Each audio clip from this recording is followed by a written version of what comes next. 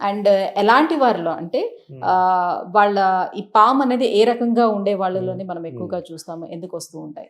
Heel bone pain అంటే heel bone pain మడమ నొప్పులు చాలా కామన్గా చూస్తుంటామండి. దాన్ని ప్లాంటర్ ఫేషియటిస్ కూడా అంటుంటాం. సో ఇది ఫీమేల్‌లో కొద్దిగా ఎక్కువ ఉంటుంది. ఫీమేల్స్‌లో ఎక్కువ ఉంటుంది కంపేర్ టు మేల్. ఇది మెయిన్‌గా ఎలాంటి వాళ్ళలో చూస్తామంటే, ఒకటి ఫ్లాట్ ఫుట్ ఉన్న వాళ్ళ లోపల.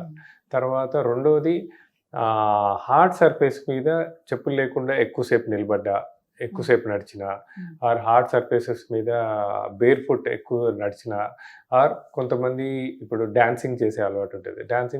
డాన్స్ చేస్తున్నప్పుడు బేర్ ఫుట్‌లో డాన్స్ చేయడము, హార్డ్ సర్ఫేస్ మీద డాన్స్ చేయడము. సో, ఇలాంటి రీజన్స్ తోటి ఆర్ ఎనీ రీజన్స్ తోటి micro trauma to the heel bone. అంటే హీల్ బోన్ కింద ఒక ఫైబ్రో కార్టిలేజియన్ స్ట్రక్చర్ ఉంటుంది. అది మన హీల్ ఆర్చ్ మెయింటైన్ చేస్తుంది. సో, దానికి చిన్న చిన్న మైక్రో ట్రామా అవ్వడం వల్ల అక్కడ కమిలిపోవడము, అక్కడ వాపులు రావడము. ఇంకొక మెటబాలిక్ కండిషన్స్‌లో తీసుకుంటే థైరాయిడ్.